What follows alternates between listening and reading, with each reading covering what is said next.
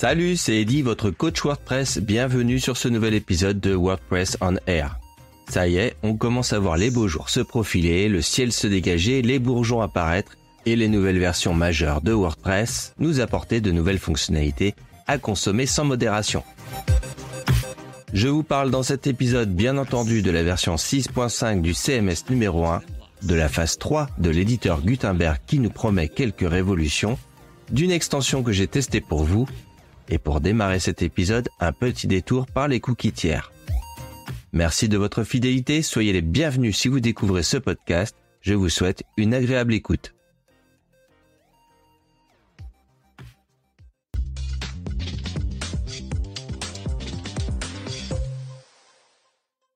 Un petit article qui ne concerne pas WordPress directement, mais en tant qu'utilisateur et éditeur de site, vous êtes forcément concerné par les cookies. Configurer la fameuse barre d'acceptation des cookies n'est jamais le moment le plus amusant dans la création d'un site, mais c'est essentiel. Petit rappel tout d'abord sur ce que sont les cookies tiers.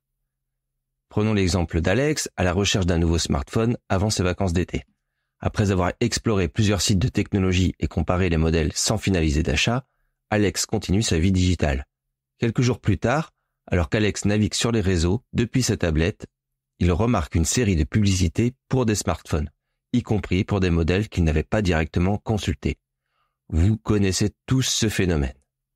C'est rendu possible grâce aux cookies tiers, semblable à celui utilisé par Meta Ads, qui a suivi les activités en ligne d'Alex à travers différents sites, permettant ainsi aux annonceurs de lui présenter des publicités personnalisées. Ces cookies tiers, positionnés par les plateformes publicitaires, collectionnent des informations sur les préférences et les intérêts des utilisateurs pour cibler les publicités de manière plus efficace, même sur des appareils différents. Cette pratique, tout en étant utile pour les publicitaires, soulève des questions importantes sur la vie privée et le consentement des utilisateurs, motivant des changements réglementaires tels que l'annonce par Google de l'élimination des cookies tiers dans Chrome pour 2024 et l'introduction de solutions comme Google Consent Mode V2. En réponse à la réglementation RGPD et parce que nous sommes en Europe et directement concernés, Google a annoncé la suppression des cookies tiers dans son navigateur Chrome pour 2024.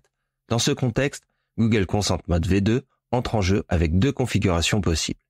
Un mode basique qui limite la collecte des données sans consentement et un mode avancé qui permet de recueillir certaines informations même en l'absence d'un consentement explicite. Il est intéressant de noter que même avec la disparition annoncée des cookies tiers, des alternatives sont envisagées pour continuer à cibler efficacement les publicités tout en respectant davantage la vie privée des utilisateurs. Cela pourrait inclure des méthodes de suivi plus anonymes et transparentes, assurant ainsi une balance entre les impératifs économiques et les droits des individus.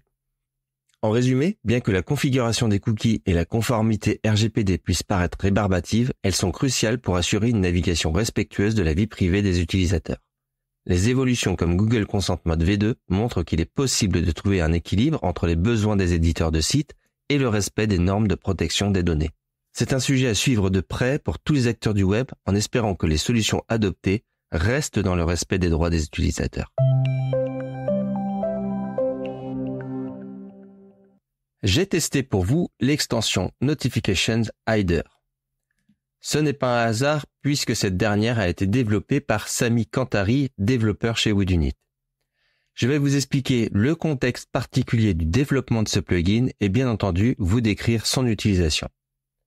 Tout d'abord, à quoi ça sert ? Vous avez créé plusieurs comptes administrateurs sur votre site pour travailler avec des collaborateurs ou bien pour vos clients. Vous avez remarqué un nombre impressionnant de notifications côté administration. Notifications provenant de nombreuses extensions actives de votre site. Vous n'avez pas terminé de configurer telle extension, vous devriez définir les taxes de votre WooCommerce, votre clé de licence va expirer, voire même des publicités pour les versions premium de vos extensions, et j'en passe. Ces notifications s'adressent clairement à l'administrateur du site.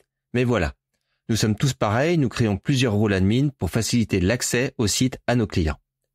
Cette extension de Sami permet donc de cacher ces notifications aux utilisateurs et à ne sélectionner que celui ou celle qui doit voir ces notifications. Votre client n'a pas à savoir que vous n'utilisez pas la version premium de tel plugin ou bien que votre clé d'activation arrive à échéance. Surtout que sur certaines notifications, il y a des liens pour aller changer des paramètres. Il suffit d'installer l'extension, de l'activer et de se rendre dans les réglages, puis Notification Hider. Les paramètres sont simples. Parmi les administrateurs du site, qui peut voir les notifications? Il suffit de cocher le ou les bons utilisateurs.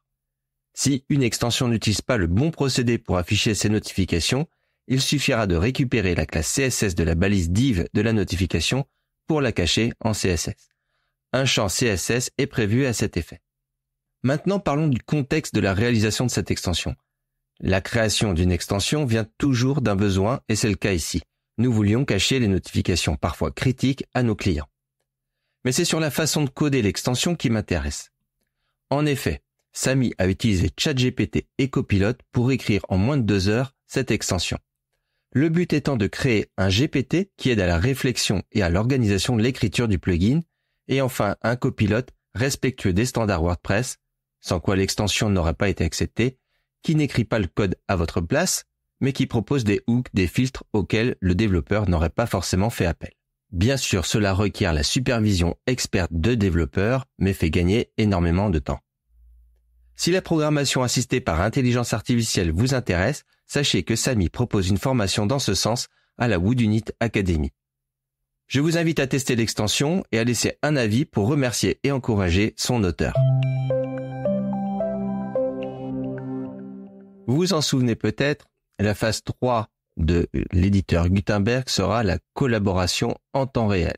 L'objectif donc de cette phase 3 est d'introduire dans WordPress et son éditeur des fonctionnalités permettant aux personnes de travailler ensemble sur des contenus et des sites web. Cela signifie éditer le même document, mais aussi avoir la possibilité de laisser des commentaires et des retours pour d'autres et de communiquer dans les marges. Cette fonctionnalité aidera à la fois les équipes de contenu et facilitera la collaboration entre les équipes de design et de contenu. À l'heure actuelle, il est seulement possible de travailler sur les articles et les pages de WordPress de manière séquentielle. Lorsqu'on tente d'accéder à un contenu déjà utilisé par quelqu'un, on peut seulement le quitter ou prendre le contrôle ou expulser l'autre utilisateur du document. Il n'y a pas encore de possibilité de travailler simultanément. Beaucoup d'autres logiciels proposent déjà ces fonctionnalités comme Google Docs, Canva ou Sketch. Les implémenter aidera WordPress à rester compétitif et à répondre aux attentes des utilisateurs de logiciels modernes. Je ne sais pas si ça vous parle. Est-ce que vous serez plusieurs à travailler en même temps? Est-ce que c'est une fonctionnalité que vous attendez ou au contraire qui vous fait peur? Il y aura des fonctionnalités de collaboration supplémentaires. Et là, je trouve que ça commence à devenir très intéressant.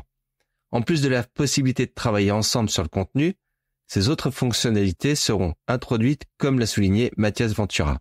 Un flux de travail de publication amélioré. Par exemple, la capacité de définir des conditions préalables à la publication, comme l'inclusion d'une image à la une, et enfin de désigner une personne responsable de cette tâche. C'est énorme. Vous ne pouvez plus publier un article si vous avez oublié de mettre une image à la une. Et cette tâche, vous pouvez donc l'assigner à une personne précise. La révision des posts améliorée. Si vous êtes déjà allé dans les révisions de posts, c'est pas terrible. Imaginez pouvoir annuler les modifications non seulement sur l'ensemble du document, mais aussi sur des blocs individuels, offrant ainsi une flexibilité sans précédent dans le processus d'édition. En fait, ces révisions bloc par bloc sont indispensables pour le travail collaboratif, donc ça va de pair. La bibliothèque de médias mise à jour. C'est peut-être un tout petit peu indépendant de travail collaboratif, mais alors c'est une nouveauté que j'attends également depuis des années.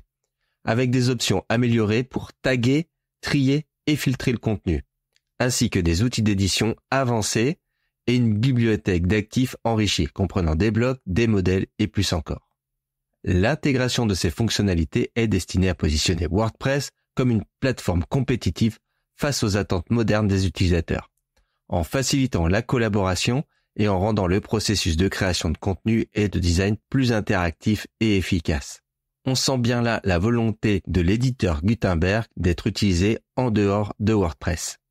En résumé, la phase 3 de Gutenberg est sur le point de transformer la manière dont les équipes de contenu et de design collaborent, en apportant des fonctionnalités de collaboration en temps réel qui permettront une création plus dynamique et interactive. Ces améliorations rendront non seulement WordPress plus attrayant pour les nouveaux utilisateurs, mais renforceront également sa position comme leader dans la création des sites web et de contenu numérique. Et on se retrouve de nouveau pour une nouvelle version majeure de WordPress, la version 6.5. Si vous demandez comment on peut faire des articles ou des vidéos sur des versions qui ne sont pas encore sorties, c'est qu'il existe des versions bêta et release candidate avant la sortie de la version stable.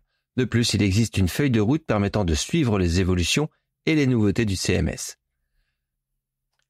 D'ailleurs, si vous voulez tester en direct en m'écoutant sur ce podcast, je vous conseille de faire une pause et d'aller vous mettre sur Internet sur WordPress Playground. Vous pouvez tester la dernière version Release Candidate de WordPress 6.5.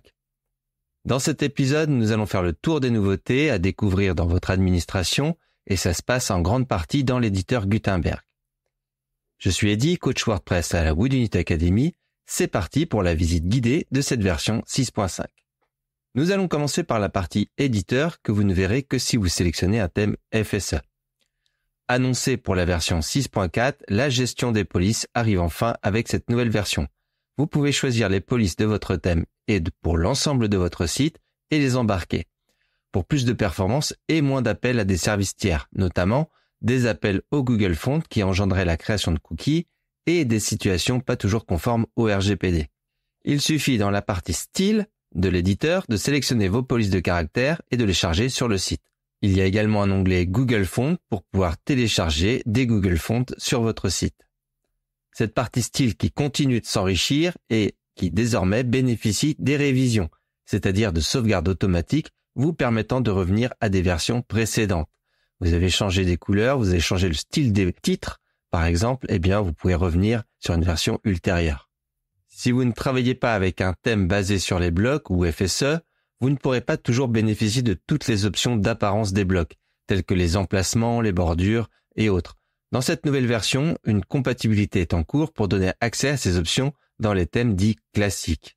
Le panneau des préférences a d'ailleurs été mis à jour. Si vous ne savez pas où se trouvent les préférences, vous cliquez sur les 3 petits points en haut à droite de votre éditeur et vous allez sélectionner Préférences. Ça affiche désormais un panneau Apparence et Accessibilité et les options précédentes sont désormais mieux catégorisées.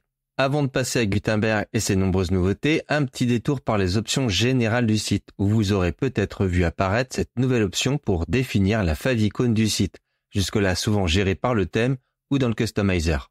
Et nous voilà enfin sur l'éditeur Gutenberg, où nous attendent la plupart des nouveautés visibles de la version 6.5. Commençons par l'indispensable vue liste qui s'améliore de version en version. Vous pouvez désormais renommer tous les blocs dans cette vue, ce n'est plus réservé au groupe. Vous pouvez utiliser le clic droit sur tous les blocs dans cette vue liste pour accéder à ces options. Plus besoin de chercher et viser les 3 petits points. Dans cette bibliothèque de blocs, vous pouvez déposer un nouveau bloc partout dans votre contenu. C'est beaucoup plus rapide et beaucoup plus pratique. Quelques nouveautés sur les blocs. On peut désormais mettre un background sur le bloc groupe, ce bloc qui est très utile pour les mises en forme. Il m'arrivait souvent d'installer de nouvelles bibliothèques de blocs telles que Cadence ou Stackable juste pour cette option. On peut maintenant ajouter des ombres sur le bloc image, le bloc colonne et les blocs boutons. Le bloc bannière est également un peu plus contrôlable avec l'ajout de l'aspect ratio de l'image de fond et une meilleure gestion des couleurs d'overlay. La création de liens a également été revisitée. Elle est vraiment plus simple et plus intuitive. On a accès aux pages, au contenu avec une petite icône, on sait sur quoi on va cliquer. Une fois le lien créé, on a accès à 3 petites icônes pour modifier, aller voir le lien ou copier ce lien. Le champ galerie se voit doté d'une option random qui permettra d'afficher votre galerie aléatoirement sur le front de votre site internet. Pour ceux qui travailleraient en mode sans distraction, la barre d'outils apparaît en haut de votre écran au survol d'un bloc. Personnellement, je ne suis pas fan de ce mode, mais peut-être que ça vous parlera. Enfin, si vous me suivez, vous savez que j'apprécie énormément tout le travail autour des compositions. Malheureusement, à l'heure où je vous parle, la fonctionnalité dont je vais vous parler ne sera pas disponible dans la version 6.5, mais ne sortira que en 6.6. Il faudra donc patienter quelques mois. Néanmoins, je l'ai testé et je vous en parle à l'avance. Il s'agit de créer des compositions synchronisées sur lesquelles vous pourrez quand même donner la main sur certains blocs.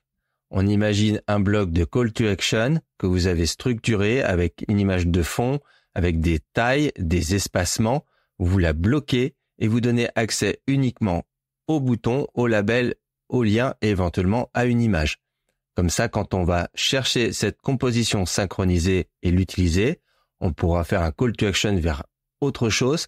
Par contre, on ne changera pas toute la structure. Et si on veut changer la couleur, changer un arrondi, on pourra le faire maintenant dans la version synchronisée de cette composition, qui d'ailleurs a un mode maintenant de modification qui est isolé. Vous allez un petit bouton modifier cette composition et vous ouvrez cette composition, vous la modifiez, elle ira se modifier partout, sauf sur les champs sur lesquels vous avez donné un accès. Donc j'attends vraiment avec impatience cette feature dans la version 6.6. Une autre nouveauté, mais plutôt pour le côté développeur, il s'agit de pouvoir associer un bloc Gutenberg à une variable, un champ custom. Les champs personnalisés existent déjà depuis un moment dans WordPress, ils sont maintenant généralement cachés, mais vous pouvez les faire réapparaître.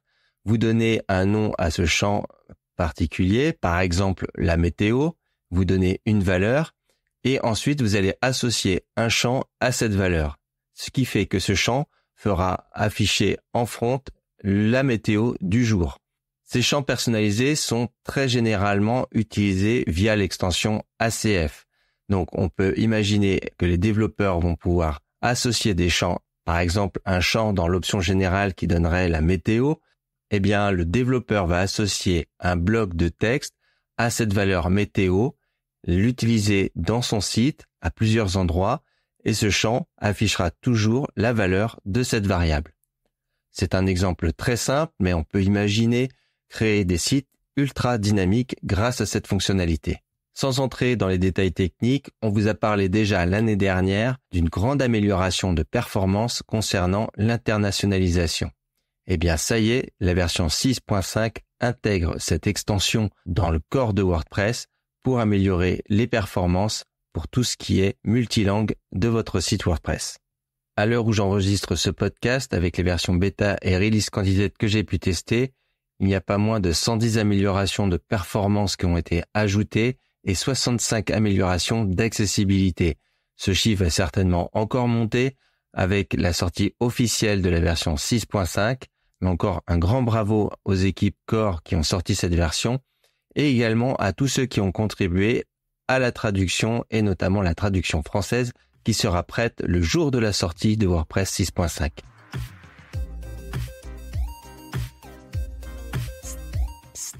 Toi l'auditeur qui vient de passer un bon moment avec ce dernier épisode.